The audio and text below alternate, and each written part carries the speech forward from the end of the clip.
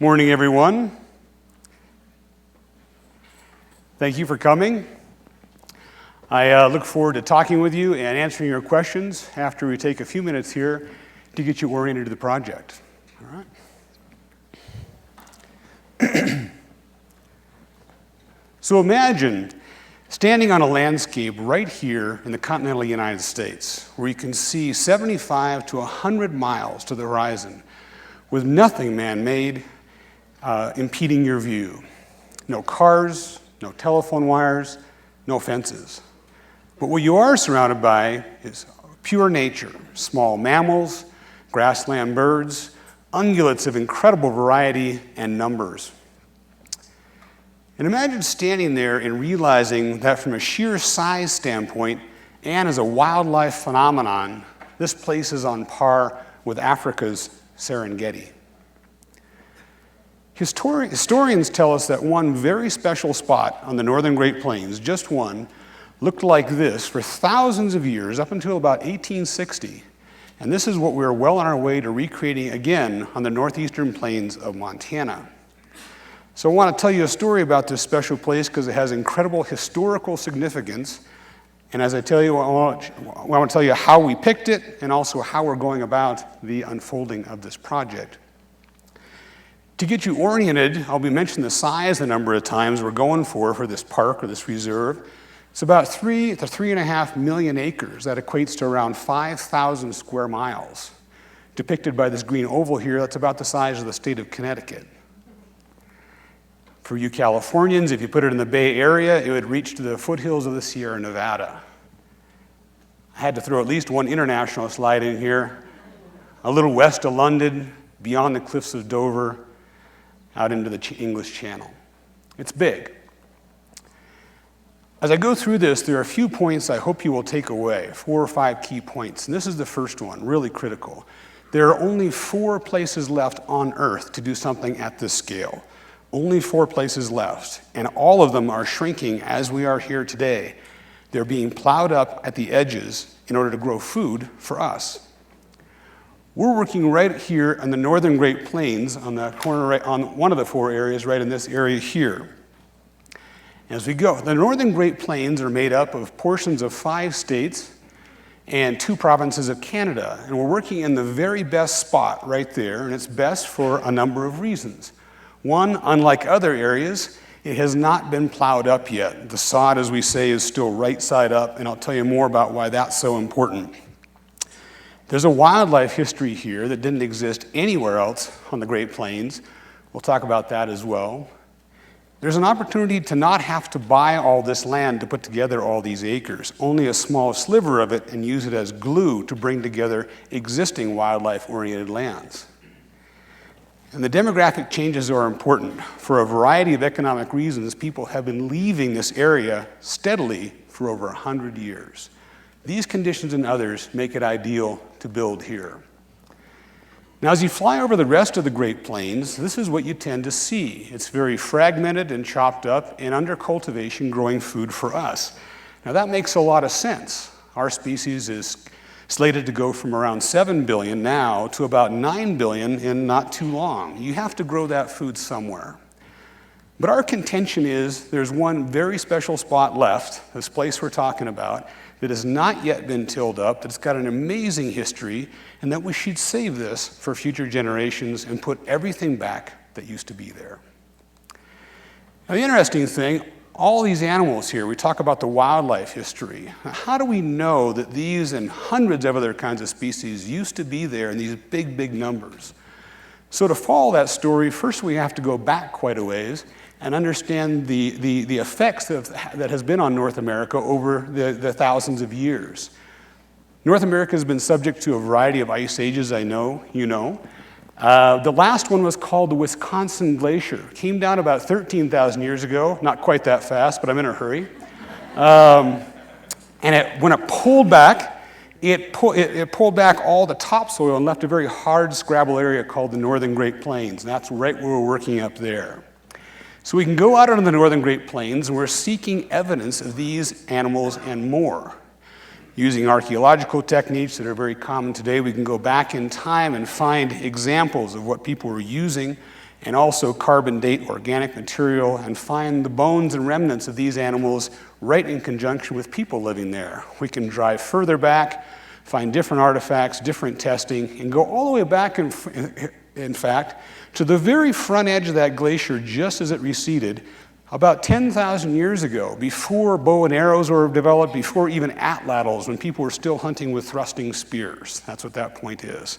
And still, we find around the campsites fragments of these bones. The insight tells us for 10,000 or more years, people have been living and killing in conjunction with these animals. They're there for a long time.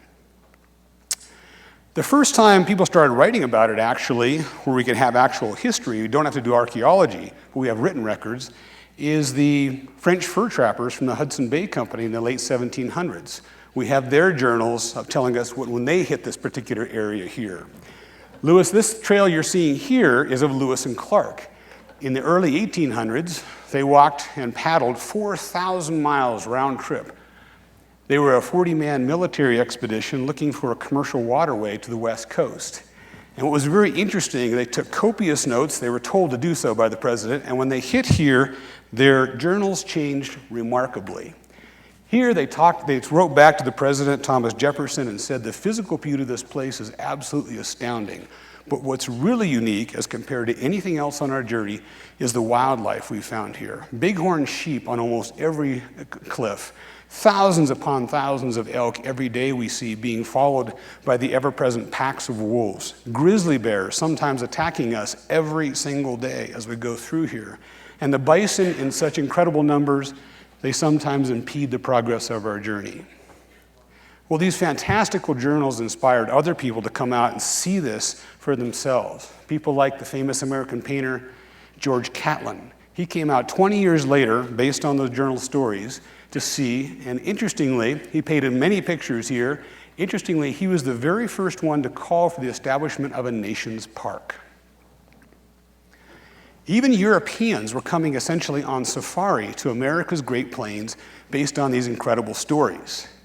And to see the unique American wildlife and see the uniquely American landscape out west here. As an example, Prince Maximilian Wied of Germany brought with him a young 22-year-old painter. His name was Karl Bodmer. He did over 50 images in this area. And they too, when they got back and put their journals together, said the Americans ought to save this before it's all gone. Well, we didn't save it, and in fact, just the opposite occurred, sadly. All these animals I showed you a few minutes ago and more were 100% extirpated, completely wiped out, not one left from this area we're talking about, in just a matter of 30 to 40 years. And it wasn't just here, but it was happening all across the US. It's simply a result of manifest destiny, people coming out, setting up shop, and for the very first time in 10,000 years, the difference with these people, we set up fences, and we put livestock inside the fences. The wildlife, for one way or another, had to go. For instance, this is what elk distribution looked like in Lewis and Clark's time. Not for very long later, it looked like that. Right about that time, this is where grizzly bears were in what is now the United States. In just 30 years, they'd shrunk back to this. Perhaps most astounding are the bison. Experts still debate this all the time. The low end is about 30 million, the top end 50 to 60 million. But nonetheless, 30 to 50 million bison in just 25 years shrunk down to that. There was only 200 left. We almost lost that species. But while all this bad news was happening, at least for wildlife, luckily, there is some good news on the upswing right about this time as all these species were blinking out. Some really bold thinkers, like George Burgonell, Teddy Roosevelt, and others, began dreaming up the idea of our nation's reserves, refuges, and national parks. And they began to establish these treasures all around. The Everglades, Glacier Park, Yosemite. The first one was Yellowstone in 1872. And the last one was Grand Teton, really, in around the 1950. This was the golden age in America for establishing landscape-scale parks and reserves and saving them. But interestingly, ironically, I think, at the time, we did not save one on the grasslands. And the grasslands, because of their very low elevation and terrific forage availability, have a carrying capacity for wildlife that exceeds all of those other parks combined. So our idea, we're here at the Idea Festival, is to create right there the biggest reserve that's ever been created in the United States, doing it with a private philanthropy for the public and secure it for hundreds of years into the future.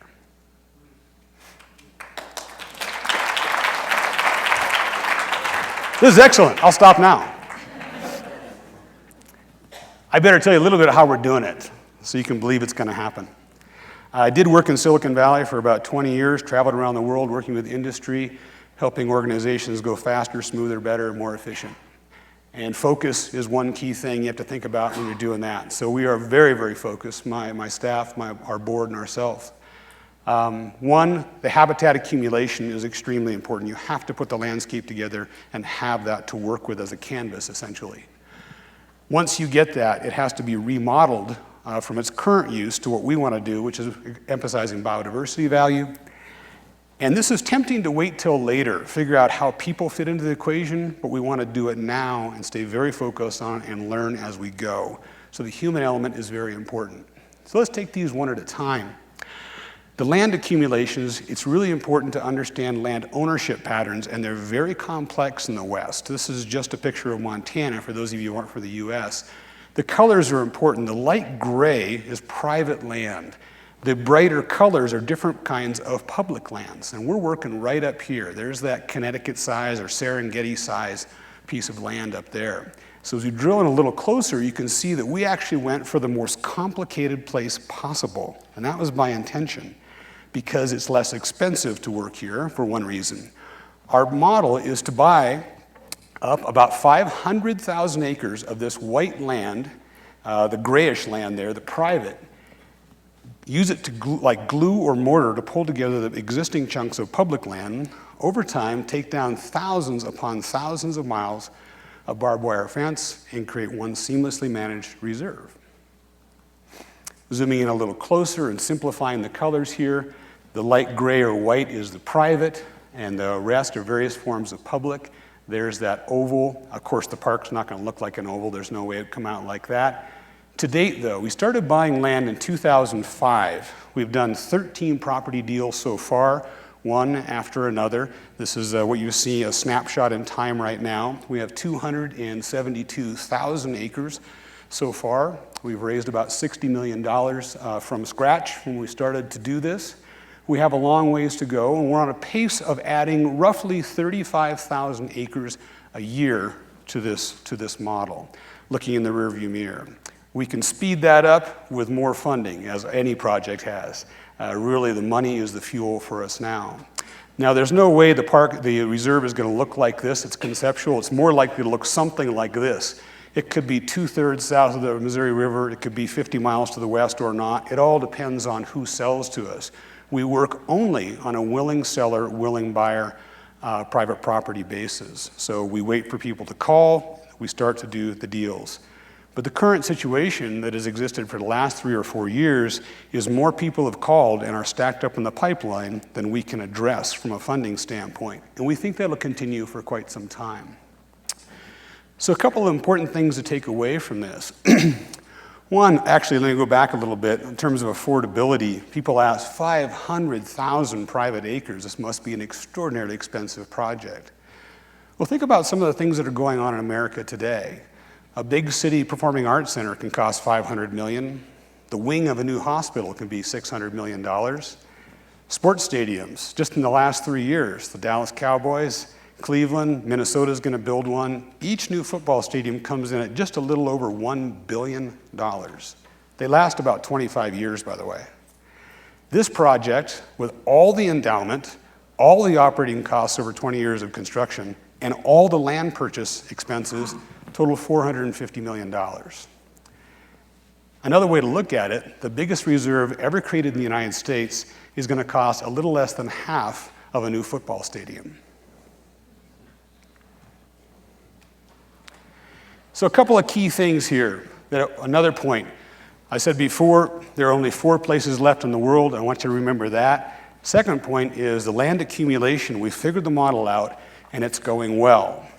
And lastly, at this point, is it extraordinarily an affordable project when you think about what we have when we're finally finished. The second area of focus has to do with how we do this biodiversity restoration. Now, I told you this land and the wildlife were the way they were for thousands upon thousands of years. But for the most recent history of the last 100 years or so, it's been used primarily for cattle ranching. So we want to do a conversion from cattle ranching to what we want to use it for, emphasizing wildlife value and biodiversity. The trick, though, is, and I learned this working in my previous business, is we're going to need a lot of people to help us.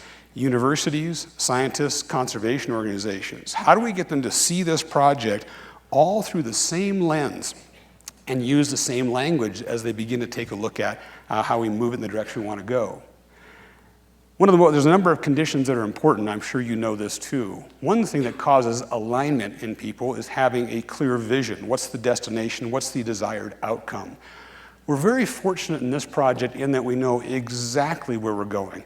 There's no question. It's very exciting. We know what the done thing looks like. That's really helpful. Another condition that's important, though, is being able to have a common language and see it all through the same lens. So how can we do that with all these people on such a big, long-term project? Dr. Kurt Frazee, one of the better-known conservation biologists working in the world today, and a number of his colleagues put together something we call the Frazee Scale. And what they did is agree on and identify what we call 10 ecological drivers. These are the 10 top things, there are more, but the 10 top things you have to have present, and they have to be humming really well for you to be able to feel like you've got a fully functioning grassland ecosystem. So we took that serendipitous agreement on these 10 drivers and turned it into a scale. On this side of the scale, there's no good or bad to the scale, by the way. Going that direction is where you'd want to be for the most part if you're running a commodity production, trying to take livestock off the land. It makes perfect sense. This end of the scale is where you want to be if you're emphasizing biodiversity and messiness and all kinds of different kind of shaggy areas out on the landscape there.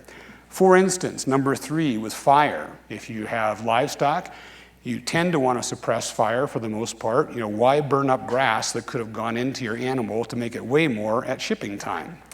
For us, we want fire very well integrated because fire can help reduce rank grass, as they call it, put nitrogen back into the soil and help develop more diversity of plants. We want a lot of diversity.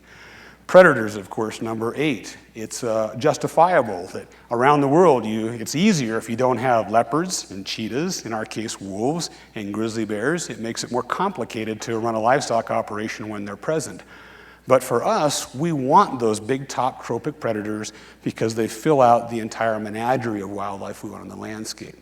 So on and so forth. Now, the neat thing about this, what I like, is you can bring people together, collaborators, and they all go out using the same scale from different organizations and get a piece of property, or a new piece of property that's 35,000 acres, for instance, and they rate it together, and they have to agree.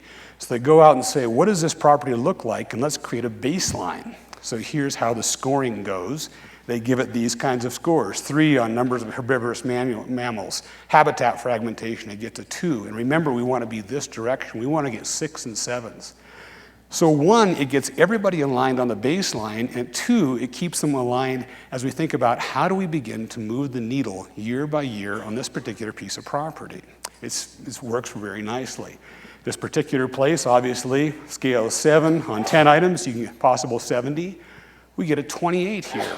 And we together say, how do we get this to a 34 next year? And the year after that to a 42. And the year after that, we chase 51. We're trying to move the needle together. Here are some examples of some of the things we're working on that fit on this scale.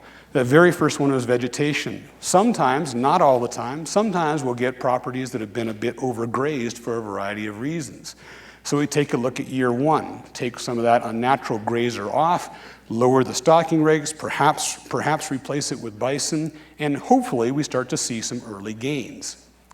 Now, more than just taller and greener, we're actually looking for diversity of plants.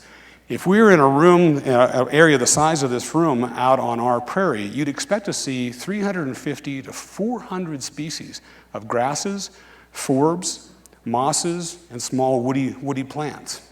That variety creates food for the widest variety of animals, right? You don't want homogeneity. Once we start to see some of that diversity coming back, we can move on to the next level and start to carefully incorporate fire into the landscape, which pushes the variety quotient by putting more nitrogen in, taking out some of the taller plants, letting the other ones that are not quite so aggressive come in, and the mix gets much more diverse. And later on, you start to enjoy the fruits of your labor. Grassland birds that have been in diminished size come back in bigger numbers. Others that haven't been there at all because there's no food for them start to repopulate the area, and that's the goal. An area, number 10 on the driver, on the ecological drivers, was about unit size. We want huge unit sizes. If you're in agriculture, smaller ones for your rest rotation patterns are easier. It's more organized. We want big, huge, messy unit sizes. How many people have seen this animal before? I'll go in a little closer. How many folks have seen that animal in the wild? Looks like less than 10%. That's a pronghorn antelope. It's a North American native animal, very exotic, amazing looking athlete. It can run 60 miles per hour, top speed, more than double the closest predator, which would be a wolf at about 30 miles per hour. They can run at 30 miles per hour for a long time. And they're just amazing to watch across the landscape and how fast they are until they hit a fence. Unlike other animals who can navigate a fence, and elk can jump pretty high, these guys are built for speed, and that wrist right here is very small and thin. They're reluctant to jump because they might snap that and break their legs, all right? Many times, though, the wire is too low, and that creates a barrier. So the pronghorn comes at all that speed, but then is stopped and is going back and forth along that fence, sometimes for miles. Weather can push them against the fence and freeze them to death. The snow might be so deep here, and you see wind-blown grass over there, but you can't get there. Starvation occurs, or you're simply trapped against the fence. Coyotes and other predators can get you in a corner and take you, or at least your young. Fences don't help for these guys, so defencing and opening up the area is really important. Here's an area, a property, for instance, one of our smaller ones actually. It's about 31,000 acres. And for scale, anybody who's been to New York City, Manhattan Island in New York is 15,000 acres. So you could fit 2 New York cities in here. We identify the fences. There's 97 miles of barbed wire fence on this one property. Here's 19 miles, and we identify that, and our staff would kill me if I did it this fast, but we just take them out. It's a lot harder than that. But eventually you have this huge breathing landscape now, and that's year 1, and then the next year we go over there to the far right, identify which ones can come out, which ones can go further to the west, and so on and so forth. And now you're beginning to open things up for animals that people don't even think of, grassland species like bighorn sheep and elk. In fact, these elk are standing right about where a fence used to be, and now they can walk 9 miles to the west before they hit a fence. In a year or 2, we'll take that fence down. They'll be able to walk nearly 30 miles to the west, and so on and so forth. Hydrology was on the scale. We're taking out agricultural dams to let water flow down its natural course a lot better.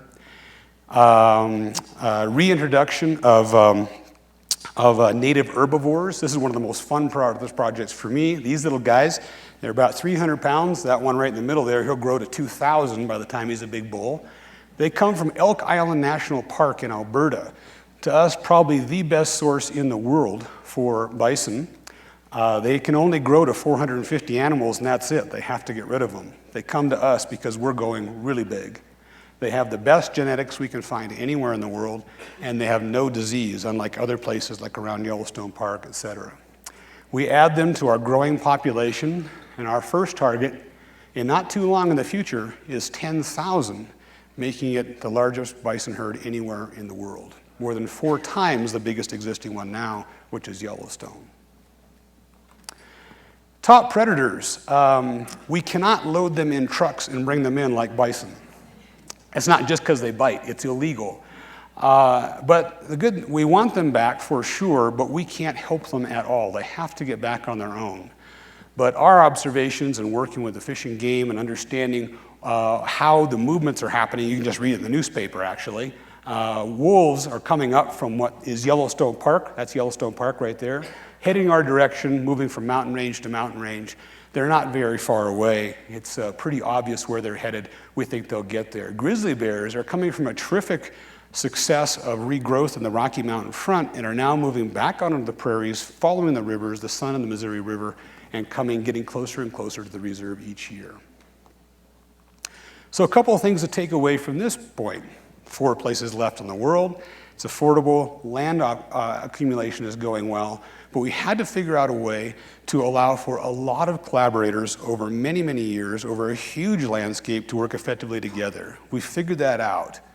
And we're well on our way to beginning these restoration processes. We know how to do it, they make sense, and we know what the end goal is. This last one, we talked about the human element and focusing on that. Again, it'd be so easy to push it off, but we think it's important now because we have plenty of other things to do, believe me, with our small staff with the first 2. In the human element, we look at it at least 2 ways. One are the people that live and work in the surrounding area right now. And 2, it's the visitors who are just beginning to learn about this growing reserve and are starting to come, and we think will come for hundreds of years. So let's take the first one. Up in this area, this landscape, again, is pretty well complicated. Right here is something called Fort Belknap Indian Reservation. That's occupied by 2 tribes. It's about 750,000 acres, about 2,800 people there. And it's the Grovant, or Nakota tribe, and the Assiniboine, or they call themselves the White Clay. We have been interacting with them for quite some years. This fellow, his name is George Horsecapture Jr. Jr. is on our APR's National Council and has been a terrific liaison between us for a number of years as we try to understand each other's cultures and what are our goals and definition of success out in this landscape. He brings his friends, his family, his wife, his kids over, explains to us and our visitors how these people used to be out there for 600 or 700 years before they were forced onto the reservations. He explains the teepee rings, the buffalo jumps. It's just been delightful to learn from him and his colleagues and his family. He also helps bring a lot of the young people over who are absolutely thrilled to tell us more about their culture through song, through drumming, and through dancing. And what we want to go further than the next step for us that's coming up is more than just getting used to each other's cultures and building relationships, and we're careful about starting any tangible projects, but we're beginning to think about these. Not long ago, we're trying to learn from everybody around the world and take the best practices to incorporate into this project. We visited Botswana and Namibia, going to reserve after reserve as guests, talking to their managers there and learning how they were doing everything from their wildlife management, politics management, tourism, etc. And we learned it's so amazing to have their mentorship. They're at least 20 years ahead of us in Africa, what we're wanting to do. It's really, really nice to have some models to follow. Right here is a reserve we visited. It's called Damaraland.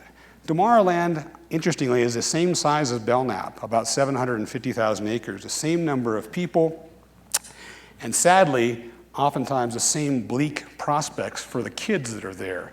Not much hope up until recently in terms of what they could be when they grew up on this reservation that they were put on about 20 years ago. But a company called Wilderness Safaris came in and said, you know, your landscape is actually quite beautiful.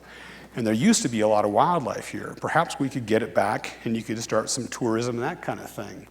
Well, pretty soon, kids like this are growing up and are entering into the hospitality industry, not working for Wilderness Safaris.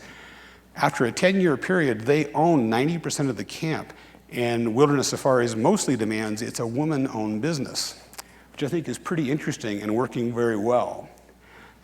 But even beyond that, one of the things I like a lot, I had the chance to meet this young woman. She's just 20 years old. She's in her 3rd year of a 4-year naturalist guide course in Johannesburg, South Africa. And when she's finished, she can also look at being a naturalist guide on her own homeland, showing their own indigenous animals and owning her own business. That's the kind of, we took a liaison with us from Fort Belknap when we went on this trip, and for the first time just a month ago, after 2 years of thinking about it, a fellow came to us named Terry Brocky and said, I'm ready to quit my job, I want to be a guide. So it's just kind of just beginning to happen. So we'll see where things go over the next 10 years or so. Looking at other constituencies we have, cattle ranchers. This is a very strong cattle country run by very adept cattle ranchers who are doing quite well. And the industry is robust. By the way, these green numbers are not people. That's numbers of cattle in the counties in which we operate. There's 440,000 head surrounding the American Prairie Reserve. So if we have 10,000 head of bison in our dream, they'll be surrounded by nearly 500,000 head of cattle.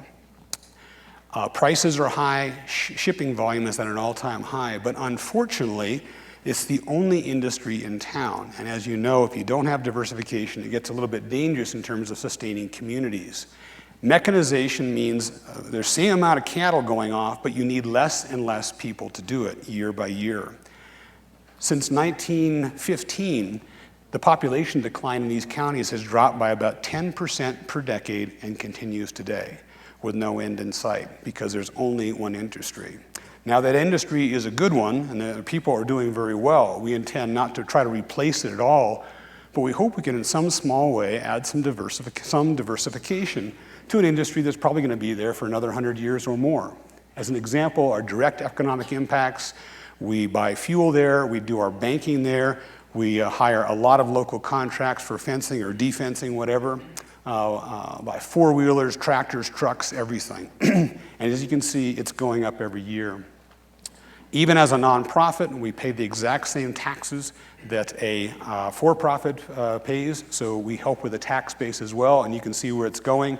In 2013, because we have more, it'll be far off this chart.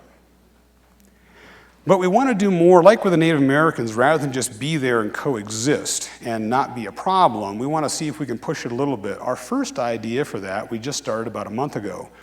We opened a new company called Wild Sky, and that is a beef company, believe it or not, even though this is an American Serengeti session. It's a wholly owned subsidiary by American Prairie Reserve. And what we've done was we've begun to identify 4- and 5-star chefs in cities around the United States who are interested in a wildlife-friendly label. Until last month, there was no wildlife-friendly beef label in the United States. We've also identified ranchers on the other end in the local area up here who are interested in selling into that label and going directly to these high-end restaurants. What we can guarantee is a minimum of 3% profit margin over what they would get selling into the commodity markets. Exact same cow. Much, much better price, as long as they adhere to our protocols. And our protocols come from that Frazee scale. We're asking them to move more towards the middle and be more biodiversity, more ecological friendly, and we can measure that. So there's no greenwashing whatsoever. We think this is going to work. We thought about it quite a bit. Many of us who started have been in business for different kinds of businesses. I've started different businesses, but you never know. We'll do this, and many more ideas will come up so we can add value to the ranchers.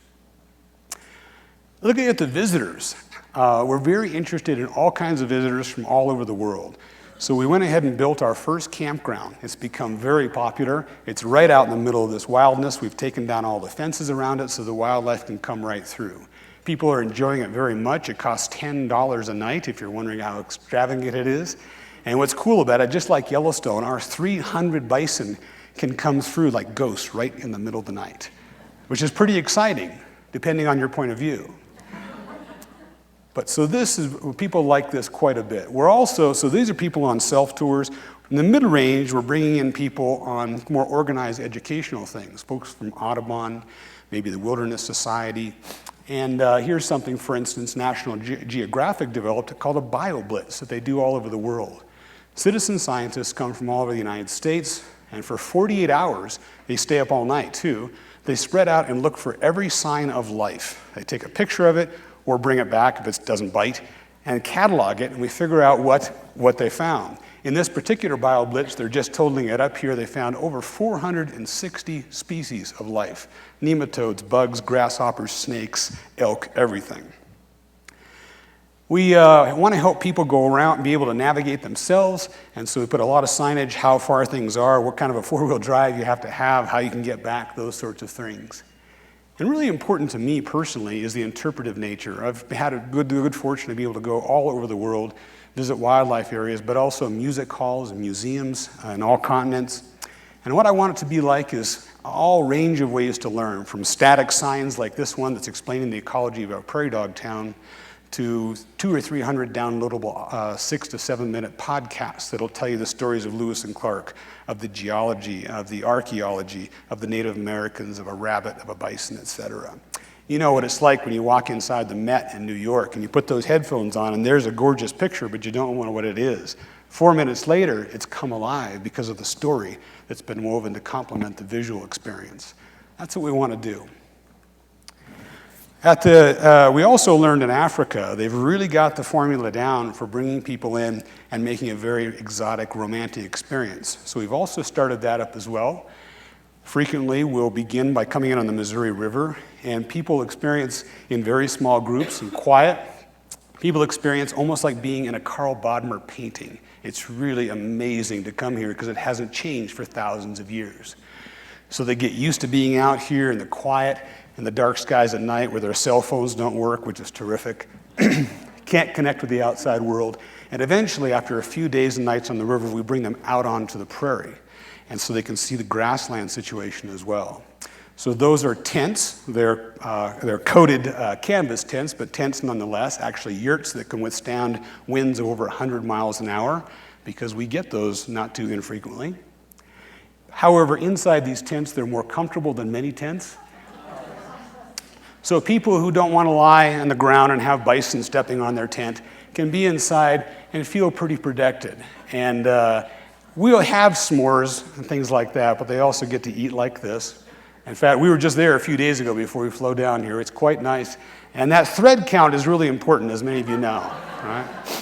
But for a lot of people to have a bathroom and sinks and to have some climate control and protection from the wind and the dirt and the bugs, just to respite each day before you go out, again, is really important. But finally, to be able to sit on the deck and look out and see bison and see mule deer and see 100 miles as you're watching the sun go down is quite an extraordinary experience.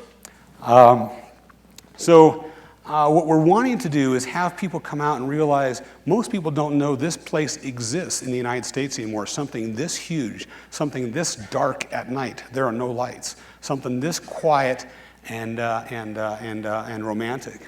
This fire, by the way, just a couple of weeks ago we were out here at that's called Kestrel Camp I just showed you. We stayed up until about 11 o'clock at night, finally doused the fire, time to go to bed, and we turned to the north and up came the northern lights. Nobody went to bed.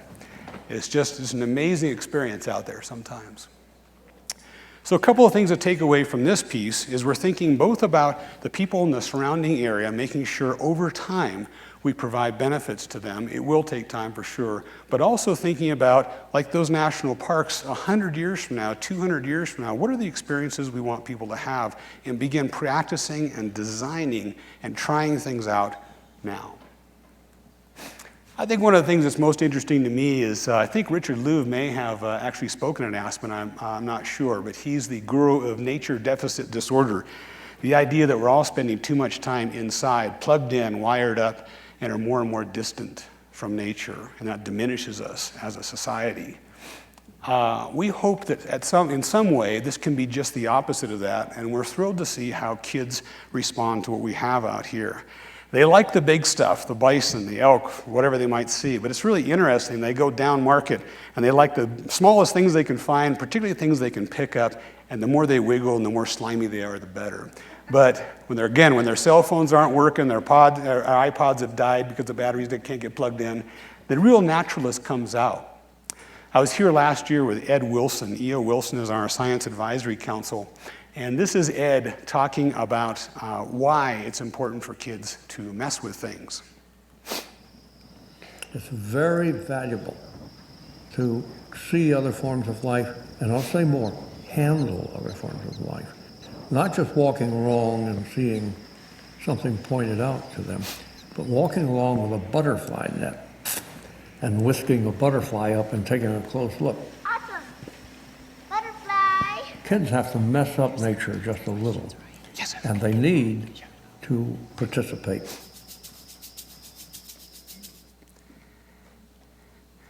We absolutely let them participate. In fact, that is a rattlesnake that they're touching right there. A live one, but the biologist has its head in a plastic tube, so it can't bite them. But the kids absolutely love this. And we talk to them about the little stuff, but also they are interested in the big ecology phenomena as well. So we show them these pronghorn antelope and say, you know, the American Prairie Reserve, when it's finished, is pretty big, the size of Connecticut, but it's not big enough. When you think about antelope, it's just the southern anchor of what is the longest pronghorn migration in North America. They leave the US and go to Canada numerous times during the year and then come back in the spring to have their fawns. They need places like this that are all over the place, not just the American Prairie Reserve, but if this isn't here, if it gets all plowed up, their lives are diminished as well. Even more interesting to the kids often are birds and their migrations. These are long-billed curlews. If you're from California, it probably looks like a shorebird. You would be right. But they nest. In the summertime, they come to the American Prairie Reserve, they nest and raise their young. In the wintertime, they go to the Gulf, the Sonoran Desert, and the coast of California to rest. Then they turn around and they come back to Montana. They're commuters like this. Even more impressive, I think, are Swainson's hawks. Swainson's are about, just a little smaller than a golden eagle, about a 5-foot wingspan.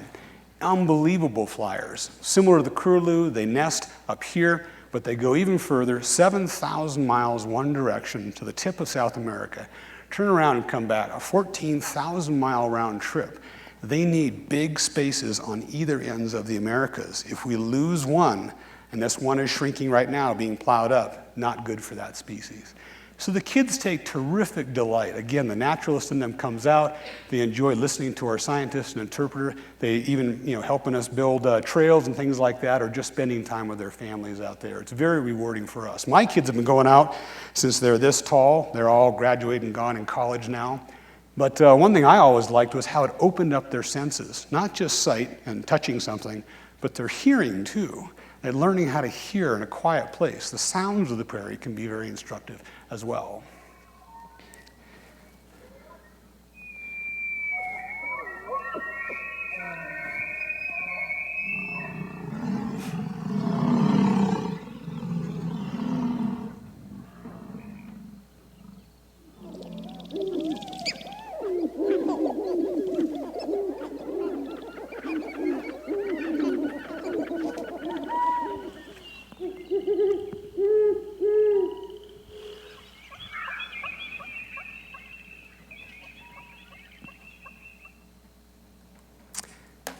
So we're here at the festival talking about big ideas.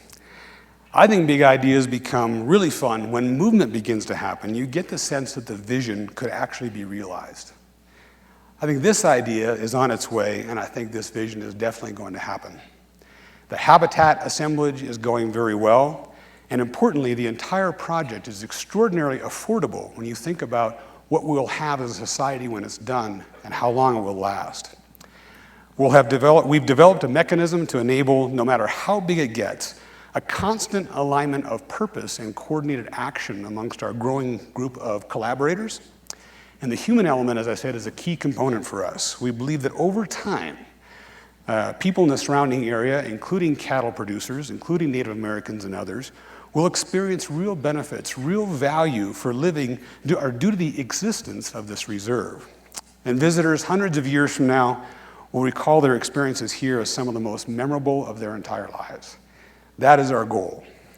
So definitely it is happening, and in the end we'll have created something of incredible beauty, something that will inspire and awe people who come from around the world. And in a world where so many things seem impermanent and ephemeral, I think we'll have secured something of lasting value and provide a wonderful gift to future generations. And looking back on it, I think maybe kind of as a legacy, I think the many supporters and all of us involved will feel like, at least for the portion of our lives during which we were engaged in creating this uniquely American and historical treasure, maybe our time was well spent. The entire world loves a big idea, but it gets really exciting when the idea finally takes off and appears headed for success. We have a long way to go, but I think we have hit the exciting phase with this idea, and I hope you'll come and see it and enjoy it someday soon for yourselves. Thank you.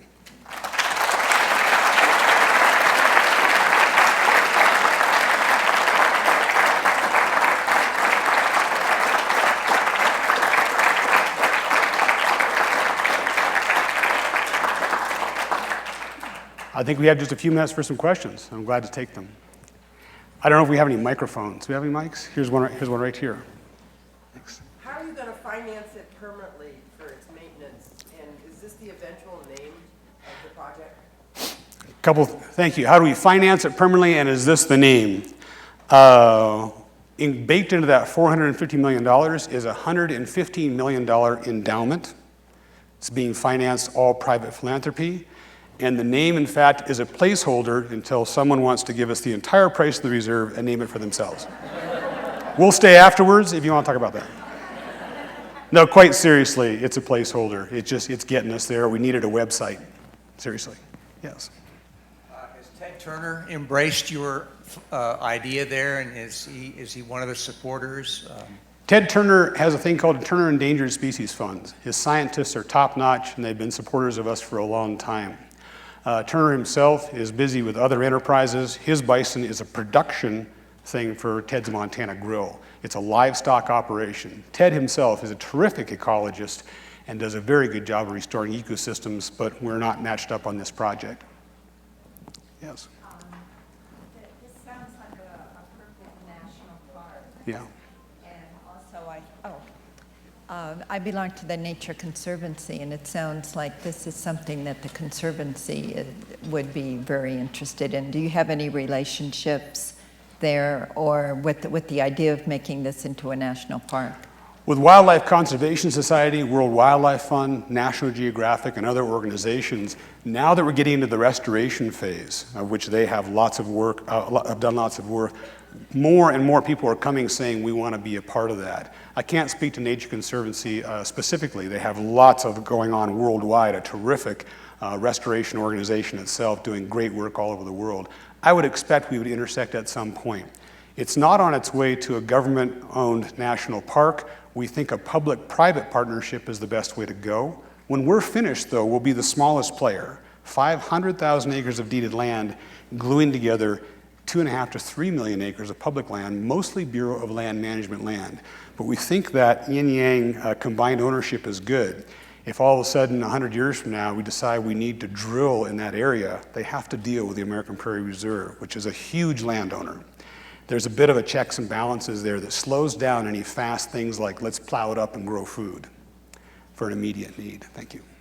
Yes, back there.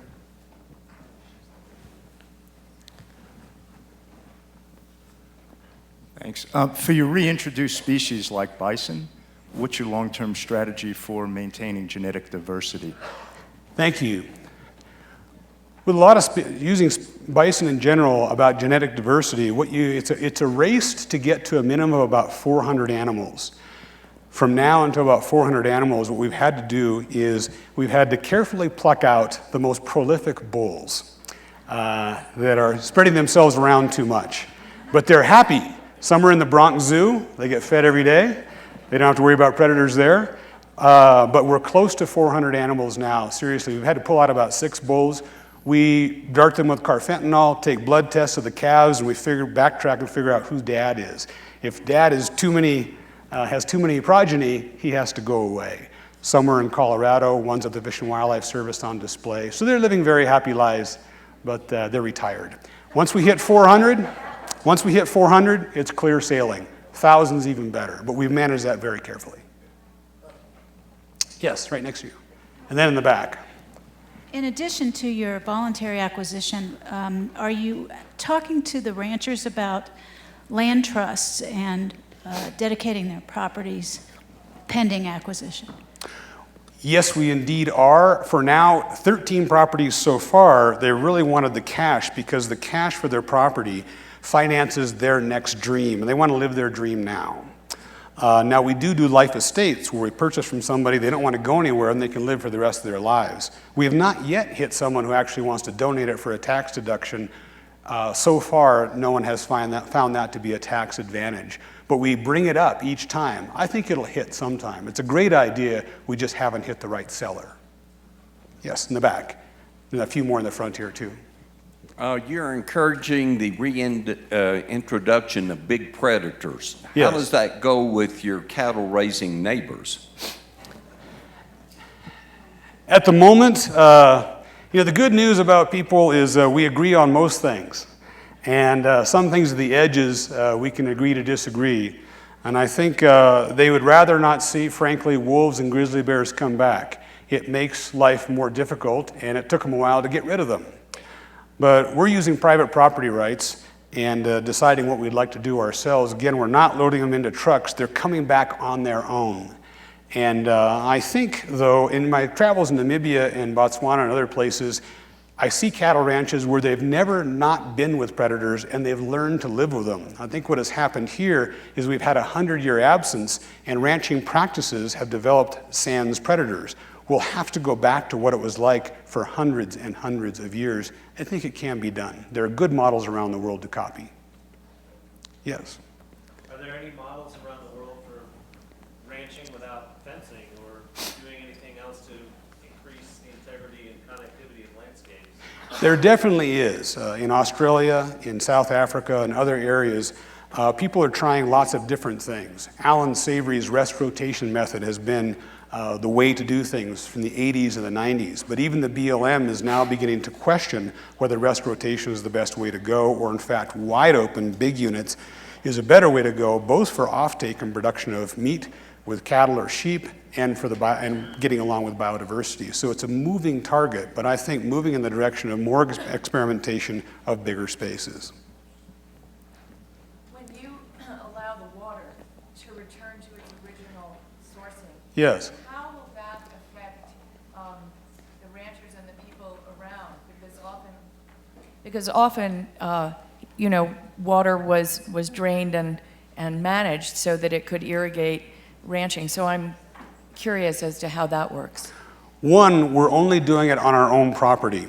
So when we do it and they're downstream of us, they actually like it. Just 2 days ago, we blew 2 massive dams, drained ponds that are 5 times the size of this room. So actually more water is going downstream. They benefit from that.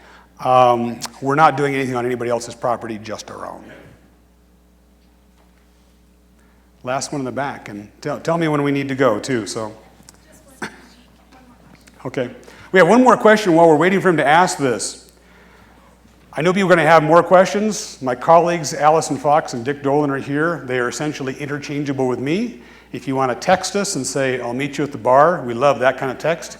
And we're glad to answer any questions. We're here until late Tuesday afternoon, so send us a text and we'll come see you. Before the last question, also, Chris Rainier, we're both National Geographic Fellows. We have another talk like this tonight where we're going to focus on indigenous cultures. It's at 8 o'clock at the what hotel? Hotel Jerome in town, 8 o'clock. Chris and I will be there expanding on how indigenous cultures interact with big reserves and how it can help indigenous cultures be protected. Last question. I'm a graduate of Montana State University in Bozeman, so I want to thank you very much for doing this. The area around where you are proposing this reserve is gorgeous, and I know that it's going to be a great success. My question is, do you use graduate students from Montana State in the agriculture department as interns or something else to that effect? Well, we use them as much as we can. We get a lot of competition from the Harvard of the West, which is University of Montana, Missoula. But Dick and I are both graduates from Montana State, 1982. So, we live in Bozeman now, so as much as we can, and it's on the increase, absolutely come see us afterwards. Now you know the story, we need to take you, so come stay after. Thank you so much for coming. Hope you see you tonight. Bye-bye.